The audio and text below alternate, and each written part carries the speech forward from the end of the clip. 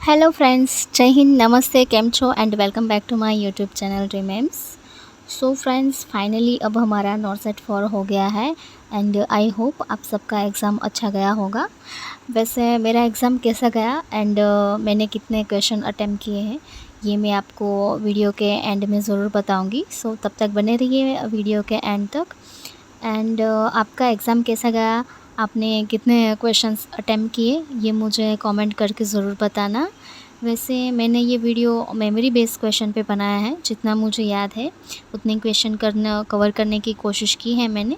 But अगर आपको कोई क्वेश्चन याद हो तो आप कमेंट में ज़रूर बताना, ताकि जिन्होंने भी नॉट सेट का एग्ज़ाम नहीं दिया है उनकी हेल्प हो सके। सो ठीक है, अभी स्टार्ट करते हैं हम। हमारा फर्स्ट क्वेश्चन है जो इमेज बेस्ड क्वेश्चन से स्टार्ट करते हैं हम। सो जो image based question I think 6 से 7 थी, उसमें से कुछ मैं आपको बताती हूँ।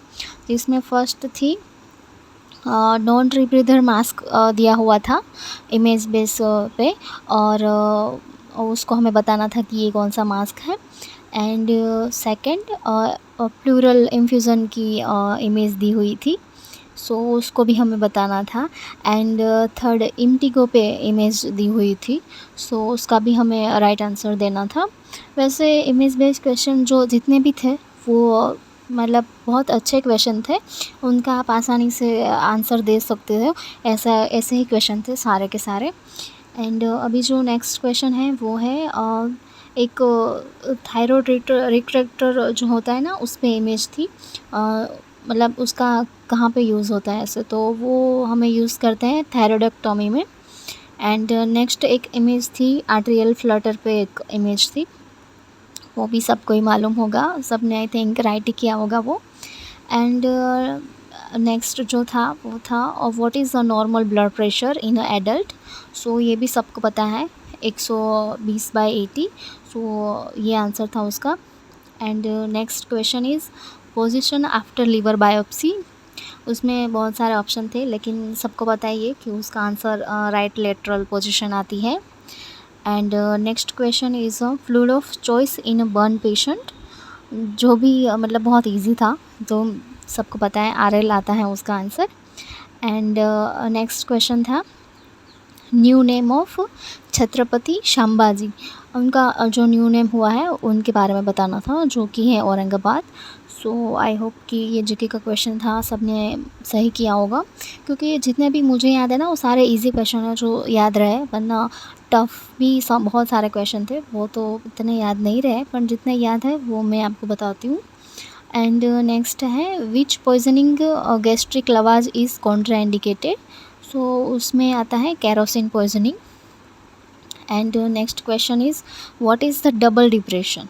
सो उसका आंसर आता है dysthymia with major depression. So ये भी सबने पढ़ा ही होगा एंड आंसर भी दिया होगा, क्योंकि ये भी काफ़ी इजी है। एंड नेक्स्ट है antipsychotic taking a patient not able sit and eat food. So akathisia, ये भी बहुत इजी है। एंड नेक्स्ट था 5 ml of blood is spilled in the ward, how should nurse clean. मतलब हमें क्लीन कैसे करना है ये भी सबको पता है। 1% हाइपोक्लोराइड, जो हम नॉर्मली क्लिनिक बेस में भी यूज़ करते हैं, सबको पता ही रहता है। और वैसे ये सब क्वेश्चन देखेंगे तो सबको ऐसा ही लगेगा कि सब बोल रहे हैं टफ़ है, लेकिन क्वेश्चंस तो ऐसे हैं जो सबको आते हैं। बट ऐसा नहीं है, मतलब 200 क्वेश्चंस थे, उसमें से जो अभी सब जितने सबको याद है वो इजी सबको याद है। बट जो टफ़ सबको लगा है पेपर जैसे, तो वो क्वेश्चन तो किसी को मतलब इतना याद नहीं है, इसलिए वो इतना टफ़ लगा है, क्योंकि क्वेश्चन थे ऐसे। सो अभी हम नेक्स्ट क्वेश्चंस की बात करते हैं। सो नेक्स्ट क्वेश्चन था एपिकल पल्स की साइट पूछी थी, जो कि सबको पता है mid clavicle site at fifth intercostal space. I think हमारे जो ऑप्शन थे उसमें फोर्थ एंड फिफ्थ दोनों साथ में दिए हुए थे, बट वो ही आंसर आएगा। And next question is snow festival इस साल मतलब 2023 में कौन से स्टेट में कंडक्ट किया गया था। सो ये था जम्मू एंड कश्मीर में। सो ये भी सबको पता होगा आई थिंक।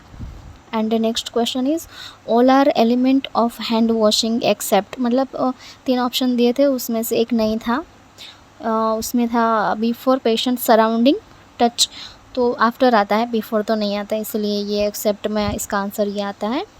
एंड जो नेक्स्ट क्वेश्चन था वो था which oil to be avoid in a patient with coronary artery disease, उसमें कोकोनट ऑयल आता है आंसर उसका।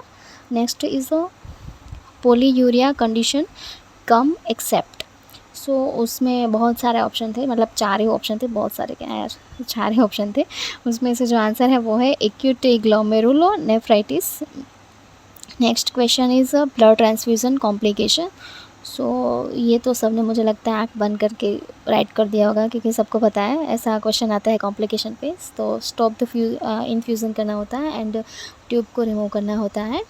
एंड नेक्स्ट जीके का क्वेश्चन था G20 में कौन सी कंट्री इंक्लूडिंग नहीं थी, तो उसमें पाकिस्तान आता है answer.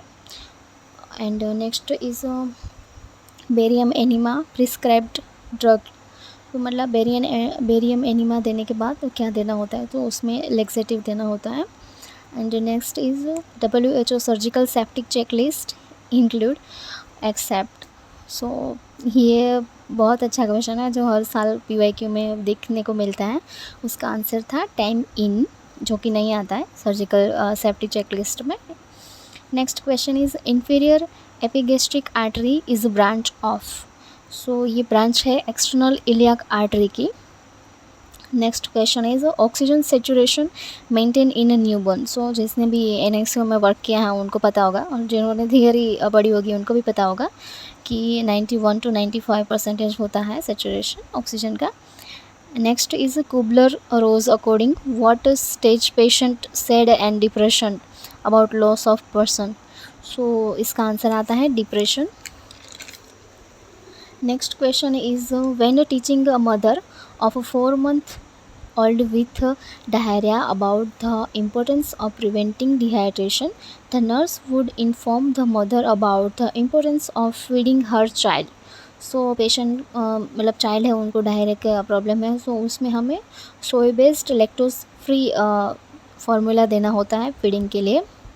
Next question is early symptom of meningitis in a neonates, so उसमें बल्जिंग फंटानेल आंसर आता है सही। Next question is a patient is saying words hay pay lay, it is a example of, so ये भी बहुत easy question था, clang association उसका answer आता है। Next question is a dose of adrenaline in a neonatal CPR, सबको पता रहता है कि इस पे तो क्वेश्चन आता ही है, हर साल आता है, अपने PYQ में देखा ही होगा। सो इसका राइट आंसर है 1 ml of 1 gem 10,000 dilution. Next question is two rescuer are doing CPR after how many cycle rescue should change, so सबको पता है कि 5 cycle के बाद चेंज करना रहता है। Next question is you are doing tuning fork assessment and checking for a vibration sense energy use, so उसमें 500 बार आता है, मतलब 4 ऑप्शन थे, मुझे ऑप्शन तो इतने याद नहीं है, बट आंसर ये आता है, इतना पता है मेरे को।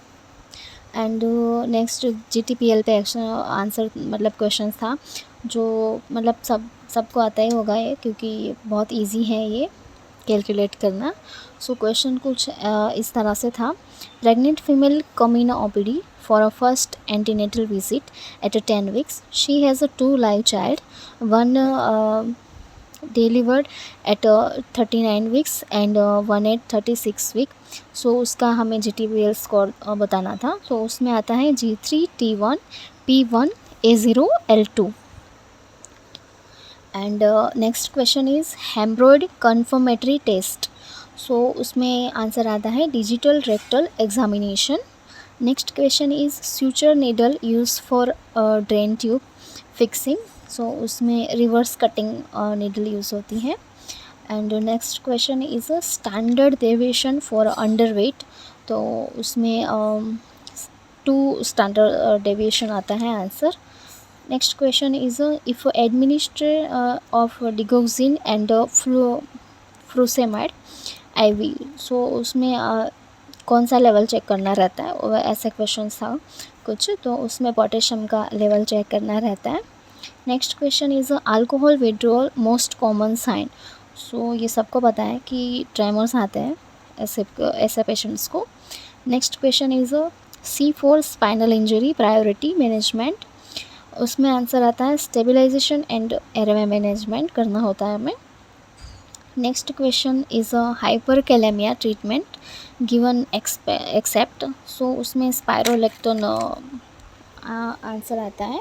वैसे क्वेश्चंस तो मतलब ऐसा मुझे याद है कहीं कहीं, बट उसको कैसे लिखना है वो बना के वो मुझे इतना कुछ काफ़ी समझ में नहीं आया, इसलिए जितना मुझे ऐसे शॉर्ट में याद थे वो मैंने आपको बता दिए। वैसे अगर किसी को ऐसा लॉन्ग क्वेश्चंस जो थे हमारे काफ़ी थे क्वेश्चंस, वो अगर किसी को याद हो, मतलब पूरी तरह से तो नहीं याद होगा, बट जैसे जैसे तो वो आप मुझे कमेंट सेक्शन में ज़रूर बताना, ताकि जिन बच्चों ने नहीं दिया है नोट सेट उनके लिए हेल्प हो सके।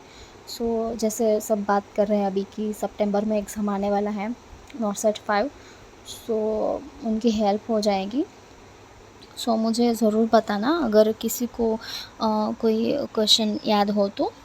वैसे मुझे काफ़ी मिले मतलब वैसे फ्रेंड्स पूछ रहे हैं कि आपका एग्ज़ाम कैसे गया।